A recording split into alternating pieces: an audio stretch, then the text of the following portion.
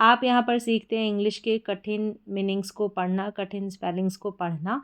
तो यहाँ पर मैं उनको पढ़ने के साथ साथ उनका हिंदी में अर्थ भी बताती हूँ, ताकि आप साथ में उनका अर्थ भी याद कर सकें, उनकी स्पेलिंग भी याद कर सकें। तो यहाँ पर आपको रटना नहीं है, समझना है। इसी ट्रिक से, जो भी ट्रिक यहाँ पर मैं बताऊँ, उसी ट्रिक से आप 100% सारे के सारे इंग्लिश के वर्ड्स को पढ़ सकते हैं और साथ ही में उनका हिंदी में जो अर्थ है उसको भी याद कर सकते हैं। तो चलिए स्टार्ट करते हैं आज की क्लास को। तो पहला जो मीनिंग है, पहला जो वर्ड हमारे सामने है, तो यहाँ पर जो हमारी ट्रिक रहती है वो कोड रहता है। ठीक है, तो यहाँ पर देखें कोड क्या है, DGE।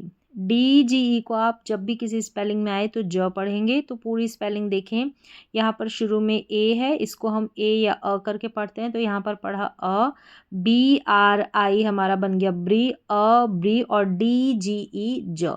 तो पूरी स्पेलिंग हमारी क्या बन जाती है, अ ब्री ज, अब्रिज, अब्रिज। अब्रिज जो ये वर्ड है वो एक क्रिया है, वर्ब है, और इसका हिंदी में अर्थ होता है संक्षिप्त करना, मतलब छोटा करना। किसी भी पुस्तक में उसका कोई पार्ट रहता है, अंश रहता है, तो उसको छोटा कर देते हैं, संक्षिप्त कर देते हैं, तो उसको बोला जाता है अब्रिज, अब्रिज। नेक्स्ट वर्ड है, स्पेलिंग में हमारा कोड है MENT। इसको मेंट करके पढ़ेंगे। जब भी किसी स्पेलिंग में आ जाए MENT तो आप इसको मेंट करके पढ़ दें। अब शुरू में देखें ए है, तो इसको ए या अ पढ़ेंगे। तो हमने पढ़ा अ, फिर है CCOM, इसको हम कम करके पढ़ेंगे। तो CC है, इसको भी क पढ़ा जाएगा। तो क्या बन गया, अ कम। फिर है PLI को प्ली पढ़ेंगे और SH को श। ठीक है, जब भी SH रहता है उसको श करके पढ़ा जाता है। तो PLISH, ये प्लिश करके बन गया, प्लिश। और फिर मेंट हो गया। फिर से देखिए इस स्पेलिंग को, सबसे पहले ए, तो ACCOM कम, अ कम, PLISH प्लिश, अ कम प्लिश, और MENT मेंट।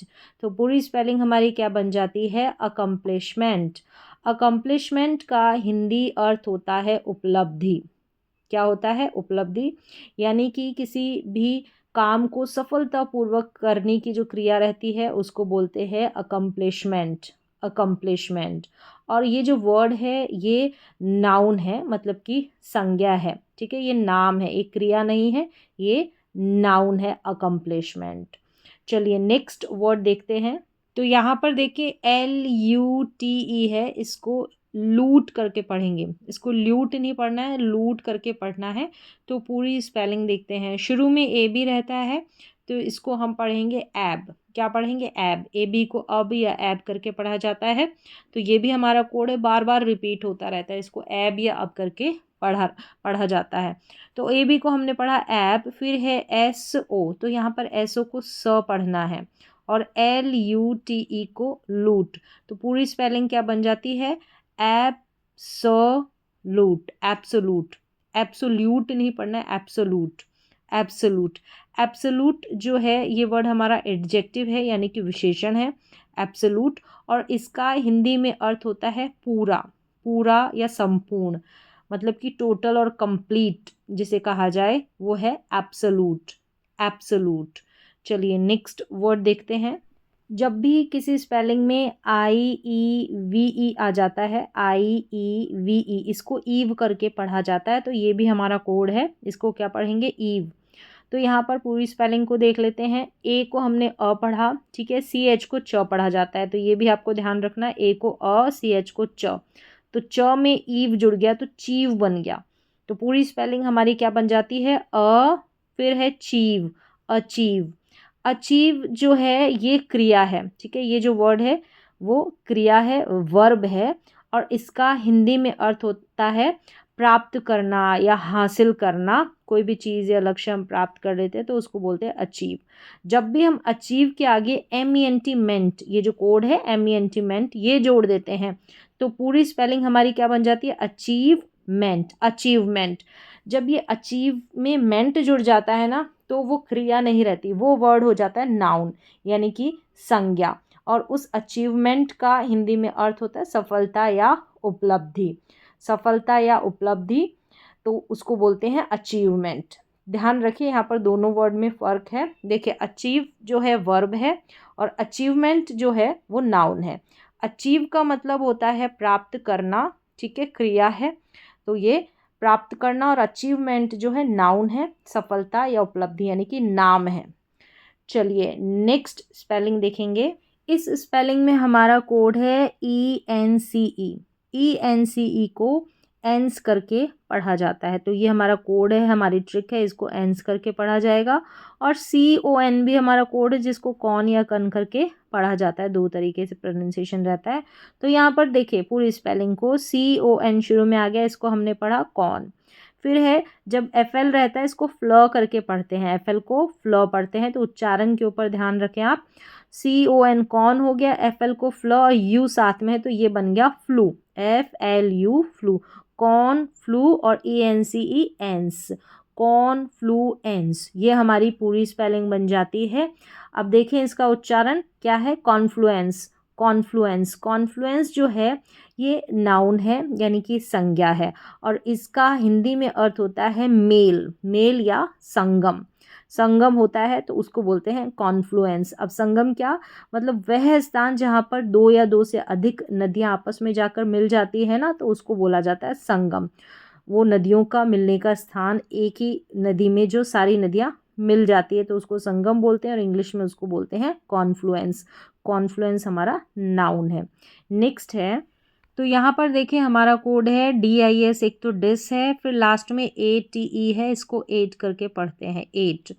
तो पूरी स्पेलिंग देखें, DIS बन गया डिस, फिर है PA को आप प पढ़ेंगे तो क्या हो गया, डिस प, फिर है RATE रेट, तो ये रेट या ATE 8, ये भी हमारा कोड है, दोनों ही रिपीट होते रहते हैं, तो RATE रेट बन गया। तो पूरी स्पेलिंग हमारी क्या बन जाती है, डिस्परेट, डिस्परेट। डिस्परेट जो है ये एक एडजेक्टिव है, विशेषण है, और इसका हिंदी में अर्थ होता है भिन्न होना, असमान होना, ठीक है, अलग अलग होना, डिस्परेट, डिस्परेट। नेक्स्ट वर्ड है, यहाँ पर देखिए लास्ट में हमारा कोड है, यहाँ पर IOUS, इसको अस करके पढ़ा जाता है। तो शुरू में ई है, इसको पढ़ा ई, ठीक है, ई को ई या ए करके पढ़ा जाता है, तो यहाँ पर हमने ई पढ़ा। फिर है GRE, इसको पढ़ा ग्री, क्या बन गया, ई ग्री, और फिर अस में जी जुड़ गया तो जस बन गया, GIOUS जस। फिर से देखें, ई पढ़ा, ई को EGRE ग्री, इग्री, और GIOUS जस, इग्रीजस, इग्रीजस। इग्रीजस का हिंदी अर्थ होता है बहुत बुरा, ठीक है, इग्रीजस। और ये जो इग्रीजस वर्ड है ये विशेषण है, एडजेक्टिव है।